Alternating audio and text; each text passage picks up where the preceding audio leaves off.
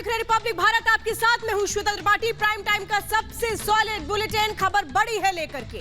आज हम बात करेंगे लाल आतंक की, और लाल आतंक के संपूर्ण सफाई की जरूरत कैसे है, इस पर भी आज हम बात करेंगे।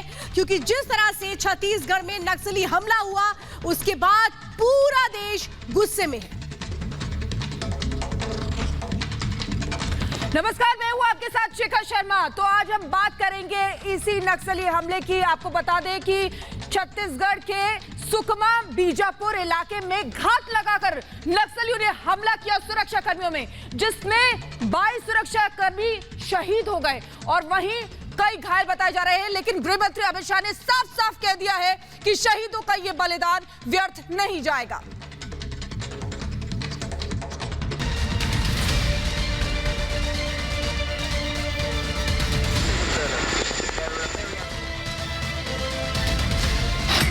लाल आतंक पर होगा वार, हम इसको परिणाम तक ले जाएंगे। सुरक्षा बलों की फौज तैयार, खून जो देश के लिए बहाया है वो व्यर्थ नहीं जाएगा। इस बार बचना नामुमकिन। करीब 3 या 4 ट्रैक्टरों से जो घायल और मृत नक्सली हैं उनको वहां से ट्रांसपोर्ट किया गया। छत्तीसगढ़ के बीजापुर में शनिवार को नक्सलियों ने एक बार फिर खूनी खेल खेला। सुबह 11:30 बजे का वक्त था। सुरक्षा बलों की कई टुकड़ियां सर्च ऑपरेशन में निकली थी। तभी नक्सलियों ने इन जवानों पर घात लगाकर हमला कर दिया। नक्सली कितनी तैयारी के साथ आए थे, इसका अंदाजा इस बात से लगाया जा सकता है कि इस हमले में नक्सलियों ने देसी रॉकेट लॉन्चर और LMG यानी लाइट मशीन गन का इस्तेमाल भी किया। नक्सलियों की तादाद 300 से 400 के करीब बताई जा रही थी। बावजूद इसके सुरक्षा बल के जवान नक्सलियों से 4 घंटे तक लोहा लेते रहे।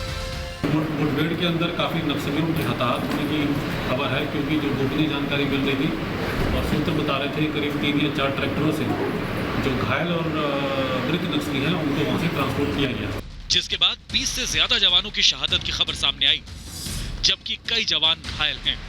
वहीं बड़ी संख्या में नक्सलियों के भी हताहत होने की खबर आई है।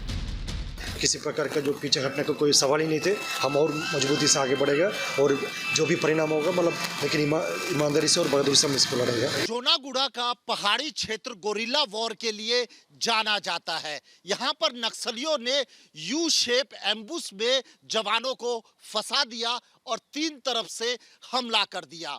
नक्सली जो थे वो ऊंचाई पर पहाड़ पर अपनी पोजीशन लेकर बैठे थे और जैसे इस यू शेप एम्बुश में जवान फंसते हैं तो उनके ऊपर आधुनिक हथियारों से वो हमला कर देते हैं। खबरों के मुताबिक सुरक्षा बलों ने कुख्यात नक्सली हिडमा को पकड़ने के लिए बीजापुर में बड़ा ऑपरेशन चलाया था, जिसमें CRPF, कोबरा, STF, DRG और CF के जवान शामिल थे। हिडमा को पकड़ने के लिए जवानों की अलग अलग टुकड़ियां उसकी मांद में घुस चुकी थी। जब सुरक्षा बल जंगल के काफी अंदर तक घुस आए तो एक टीम को हिडमा की बटालियन ने अपनी एम्बुश में फंसा लिया। उसके बाद जवानों की घेराबंदी कर उन पर ताबड़तोड़ फायरिंग शुरू कर दी। जवान घने जंगल में फंसे थे और हिडमा की बटालियन पहाड़ के ऊपर से फायरिंग कर रही थी। आफ्टरनून में करीब 11 साढ़े 11 बजे दोनों पार्टी नक्सली और सुरक्षा बलों में, जिसके अंदर CRPF, कोबरा, STF, DRG और CF के जवान थे, दोनों तरफ से 4 घंटे की मुठभेड़ जो चली, करीब 11:30 बजे से लेकर 3:30 बजे। साल 2016 से ही सुरक्षा बलों ने नक्सलियों के खिलाफ बड़ा अभियान छेड़ रखा है। सुरक्षा बलों ने नक्सलियों पर पूरी नजर बनाकर रखी थी। इन पर नकेल कसने के लिए बासागुड़ा और जगतगुड़ा में सुरक्षा बलों ने कैंप लगा रखा था, जिससे नक्सली पूरी तरह बौखलाए हुए थे।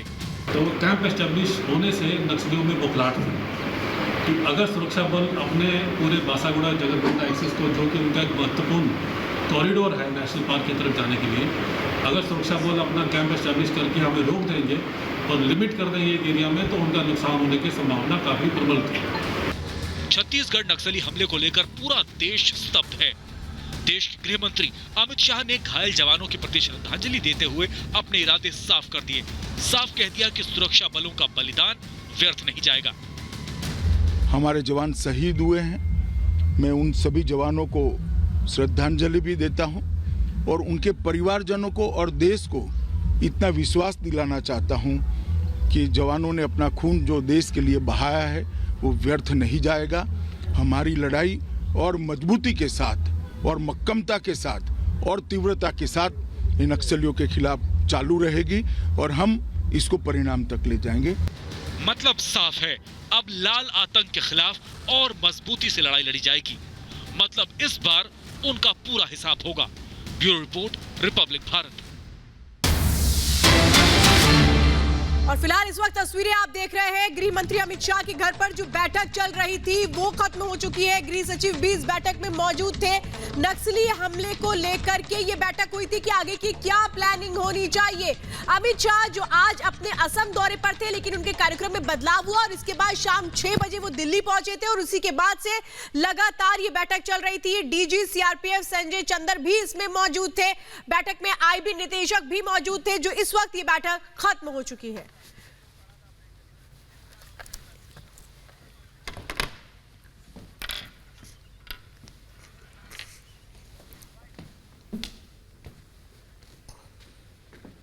तो ये जो हमला किया गया, इसकी बाकायदा एक लंबी चौड़ी प्लानिंग थी। किस तरीके से बाकायदा घात लगाकर इन लोगों ने सुरक्षा बल के जवानों पर हमला किया।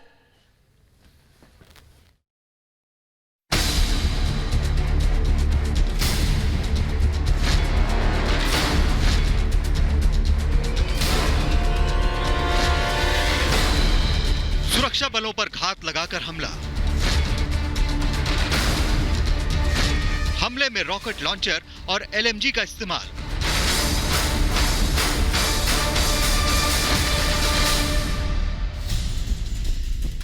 जंगल में फंसे सुरक्षा कर्मियों को 3 तरफ से घेरा, फिर ताबड़तोड़ फायरिंग शुरू कर दी।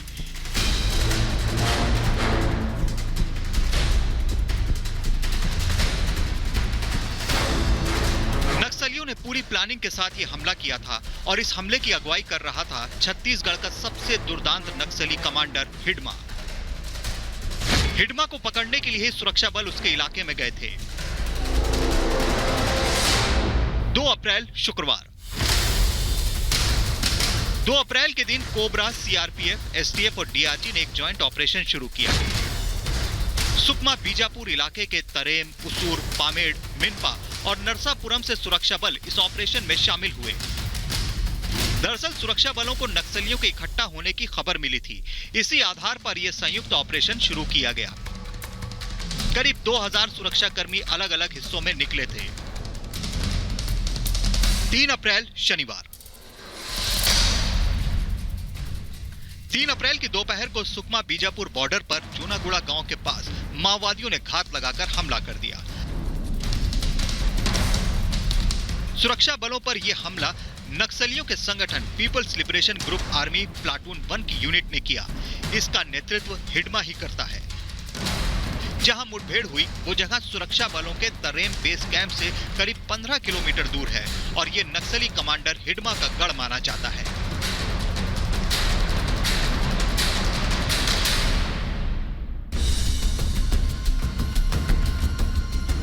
बताया जा रहा है कि करीब 300 से 400 नक्सली पूरी प्लानिंग के साथ सुरक्षा कर्मियों की टीम को घेरने लगे। पहले उन्हें जंगल के अंदर आने दिया गया, फिर धीरे धीरे उन्हें घेर लिया गया।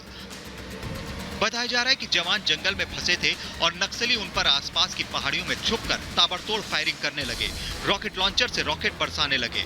सुरक्षा बलों के जवानों के पास कोई चारा नहीं था, लेकिन उन्होंने हार ना मानी। हिडमा की बटालियन का मुंह तोड़ जवाब दिया। बताया जा रहा है कि इस हमले के बाद नक्सली ट्रैक्टरों में भरकर अपने साथियों के शव लेकर गए हैं। एक महिला नक्सली के मारे जाने की भी खबर है। नक्सलियों को भारी नुकसान हुआ है।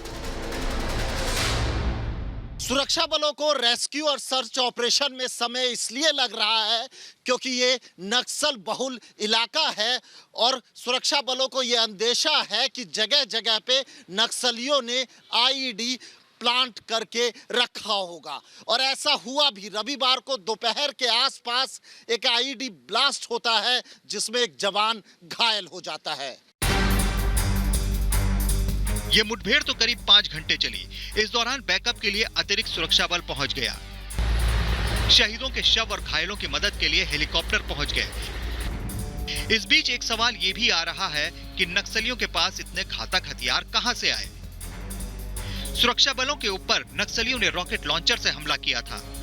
घायल जवानों के मुताबिक नक्सली यूबीजीएल यानी under barrel grenade launcher, INSAS rifle समेत AK-47 से हमला कर रहे थे। ऐसा जानकारी में आ रहा है कि वेपन उनके द्वारा रॉकेट लॉन्चर भी यूज किया गया है और हैंड ग्रेनेड भी यूज किए गए हैं और जो गन शॉट इंजरीज भी काफी हैं। छत्तीसगढ़ के कुछ इलाकों में नक्सलियों ने आतंक फैला रखा है। लाल आतंक के सफाई के लिए सुरक्षा बलों का ऑपरेशन अब भी जारी है। जो शहीद हुए हैं उनकी शहादत व्यर्थ नहीं जाएगी। Bureau report, Republic Bharat. और इस बड़ी खबर पर इस वक्त मेरे साथ मेरे सहयोगी सीधे जुड़ चुके हैं। पीयूष मिश्रा मेरे साथ जुड़े हुए हैं। जहां बैठक खत्म हुई है, अमित शाह के घर के पास ही वो मौजूद है। पीयूष, बताइए इस बैठक में क्या कुछ निकल कर आया?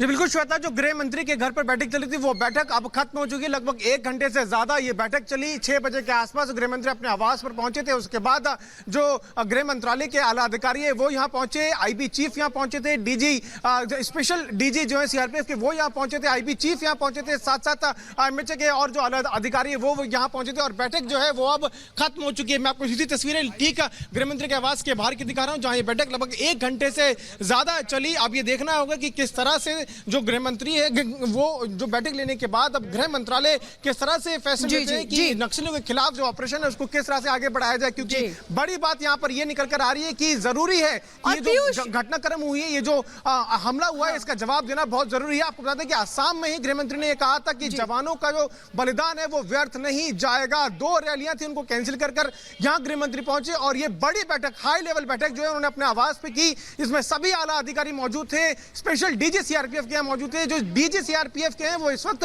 रायपुर में हैं और आईजी लेवल के जो अधिकारी हैं उनके साथ लगातार संपर्क में हैं और हर तरह की जानकारी जो है ली जा रही है। तो कहीं ना कहीं इस बैठक के बहुत मायने हैं, क्योंकि गृह मंत्री ने अपना दौरा रद्द किया असम का। जो 2 रैलियां थी उनको कैंसिल किया, उसके बाद वो दिल्ली पहुंचे। दिल्ली पहुंचने के बाद ये बड़ी बैठक बिल्कुल पीयूष, आप आगे भी इस पर नजर बना के रखिए, हम अपडेट लेंगे। फिलहाल जानकारी देने के लिए बहुत बहुत धन्यवाद। तो मेरे साथ मेरे सहयोगी इस वक्त पीयूष ये बता रहे थे कि लगभग 1 घंटे से ज्यादा वक्त तक ये मीटिंग चली है और गृह मंत्री अमित शाह ने साफ तौर पे ये कहा था कि ये बलिदान व्यर्थ नहीं जाएगा। लेकिन जो कायराना हरकत की गई नक्सलियों की ओर से, इसकी प्लानिंग हिडमा ने रची थी। हिडमा जिस गांव में रहता है उस गांव के करीब ही यह हमला किया गया था और यह बताया जा रहा है कि हिडमा को पकड़ने के लिए ही ये टीम गई थी। हिडमा को क्रूर समझा जाता और हिडमा पर 25 लाख रुपए का इनाम भी है।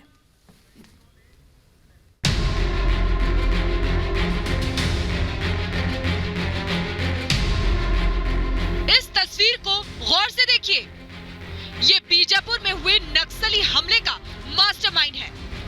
ये मोस्ट वांटेड नक्सली कमांडर माड़वी हिडमा है। हिडमा को संतोष उर्फ इंदमुल उर्फ पोडियाम भीमा जैसे कई नामों से भी जाना जाता है। इसका जन्म सुकमा जिले के पूर्ववर्ती गांव में हुआ था। इस पर 25 लाख का इनाम है। शनिवार को सुरक्षा बलों और नक्सलियों के बीच हुई मुठभेड़ की घटना हिडमा के गांव में ही घटित हुई। सुकमा हिडमा का गढ़ है, जहां पर होने वाली सभी नक्सली गतिविधियों पर हिडमा का नियंत्रण रहता है। बीजापुर नक्सली हमले का मास्टरमाइंड टॉप नक्सल कमांडर माड़वी हिडमा है। इससे पहले मैं आपको बताना चाहूंगा कि 2010 में दंतेवाड़ा में हुए नक्सली हमले, 2013 में जीरम घाटी और 2017 में सुकमा में हुए नक्सली हमले के पीछे भी माड़वी का ही दिमाग था। नक्सली कमांडर ब्रह्मन्ना की मौत के बाद हिडमा को कमांडर बनाया गया और ये कहा जाता है कि हिडमा कहीं ज्यादा क्रूर और खतरनाक है। सुरक्षा बल उसे पकड़ने की लगातार कोशिश कर रहे हैं, लेकिन अभी तक कोई सफलता नहीं मिल पाई है। Bureau report, Republic Bharat.